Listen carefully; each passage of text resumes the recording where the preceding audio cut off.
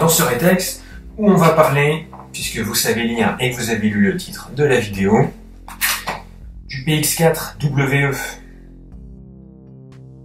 Le PX4 est une arme fabriquée par Beretta, les mêmes qui font le fameux M9 que l'on retrouve partout. Il a été reproduit en airsoft par Marui, donc avec une culasse en ABS, comme d'habitude chez Marui et chez tous les fabricants japonais, par WE, sous la marque WE, avec un PX4 sans aucun marquage, aucun, ni sur la culasse, ni ici, à part peut-être un logo WE ici comme on peut retrouver parfois, et celui-ci qui est le PX4WE, c'est le WE, mais qui est vendu sous la marque HK3P,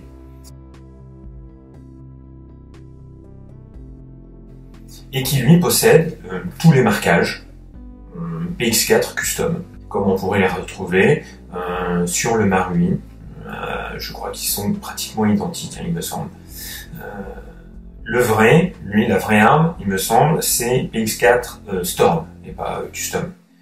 Le WE, donc, possède lui une culasse en métal, avoisinant, alliage, peu importe. Faut qu'on mette tout de suite les choses au clair. Pourquoi j'ai pris un WE avec culasse en métal?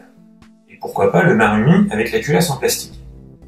Certains doivent peut-être se dire, ah, c'est un type de bon goût, il veut que du métal, du full métal, il n'y a que ça de vrai. Monumentale erreur.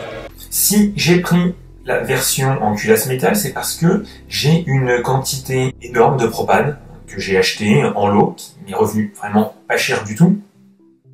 Et je ne voulais pas m'embêter à devoir acheter des bouteilles de 144A, de gaz, on va dire le Predator pour l'hiver, enfin bref, tous ces gaz qui sont obligatoires pour les GBB avec culasse plastique. Je voulais pas m'embêter avec ça, je voulais pas avoir à dépenser encore de l'argent en plus du propane que j'ai acheté. Donc, il me fallait absolument un GBB avec une culasse en métal qui puisse encaisser le propane, que ça soit par des températures normales ou même en été.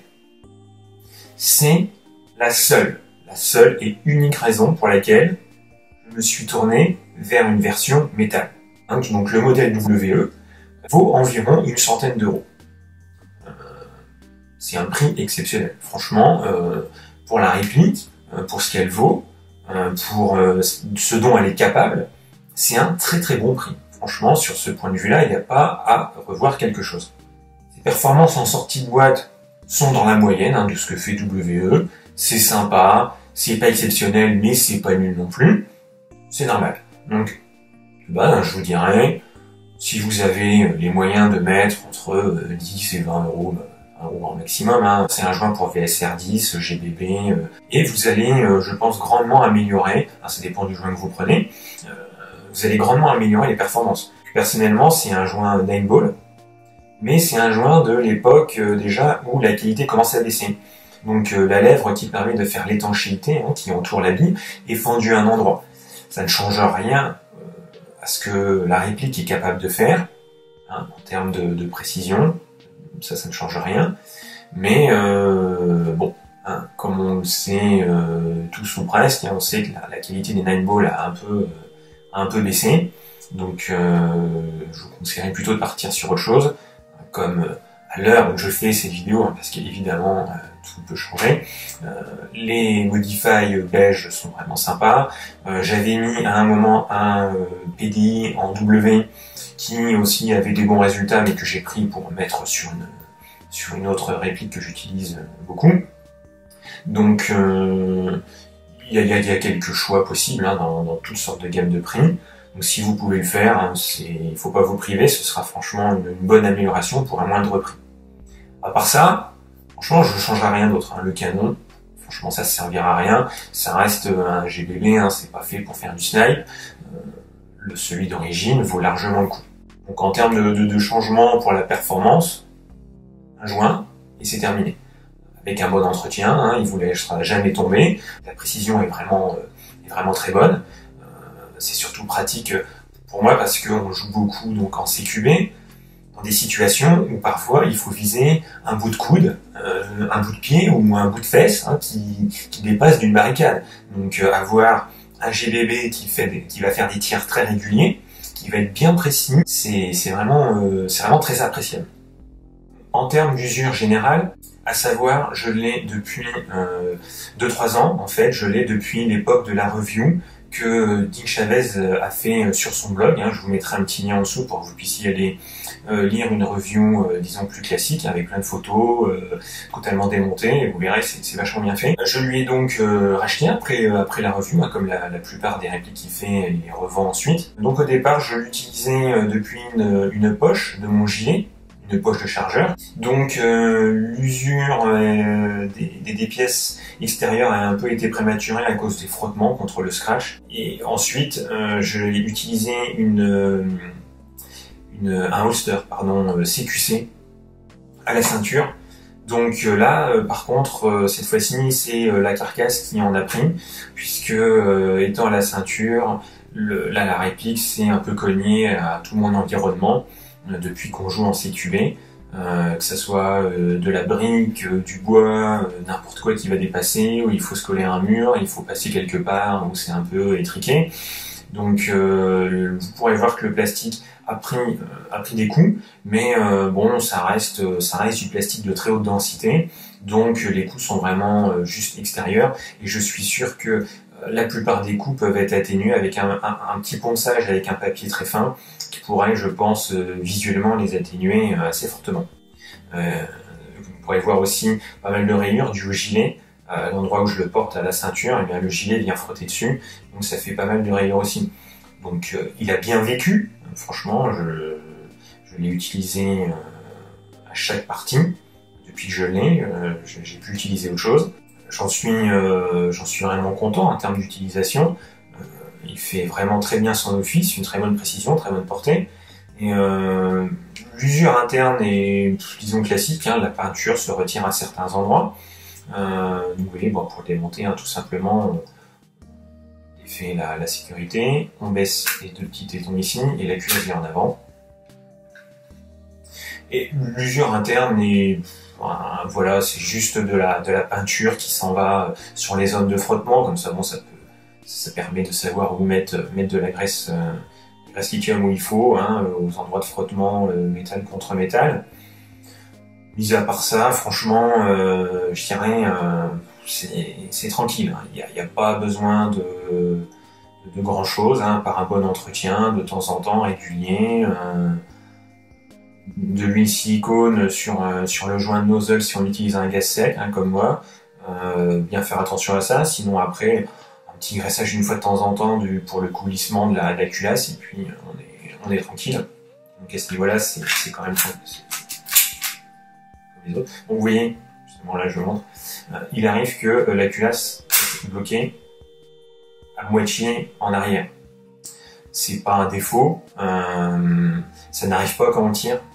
Quand on tire normal, c'est impossible.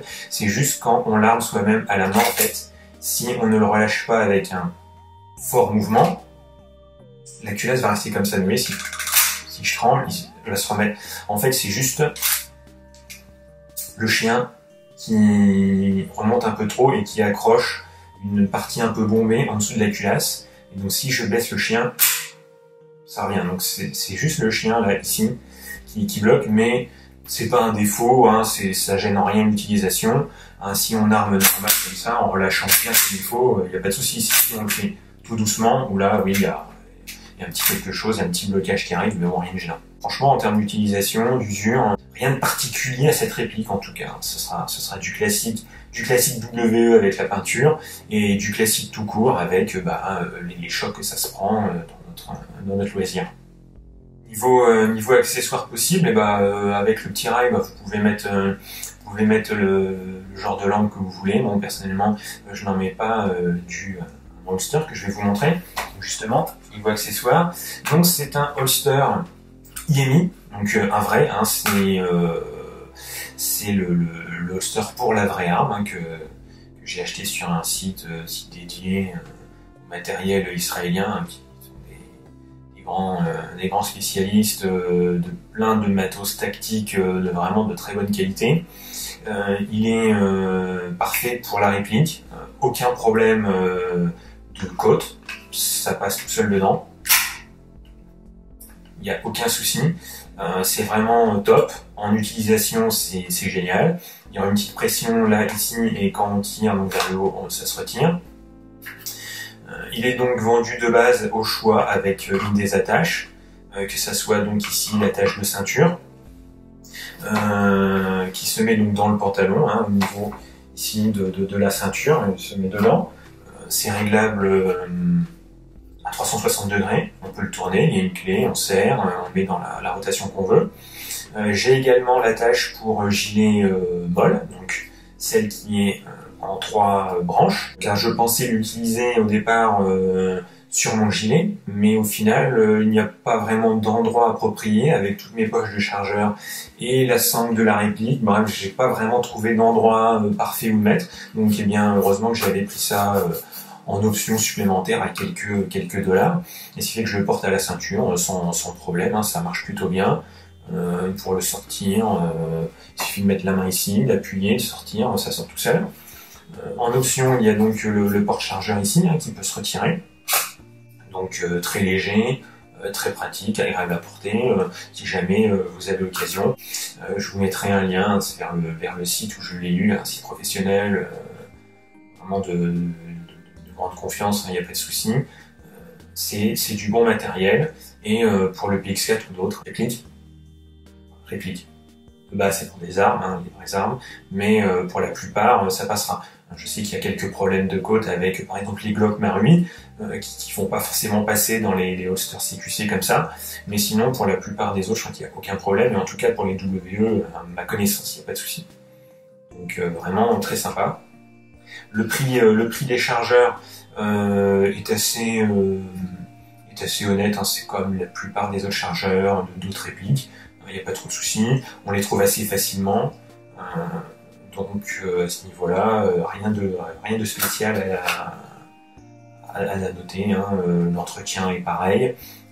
Si vous avez des problèmes de fuite, c'est comme tous les chargeurs, hein, c'est soit ici, soit plus gênant en haut parce qu'il faut la petite clé pour démonter la valve, hein, sinon par en dessous c'est comme tous les autres, hein, c'est juste des vis et à défaire, donc aucun problème, hein, ça se règle en quelques minutes à peine.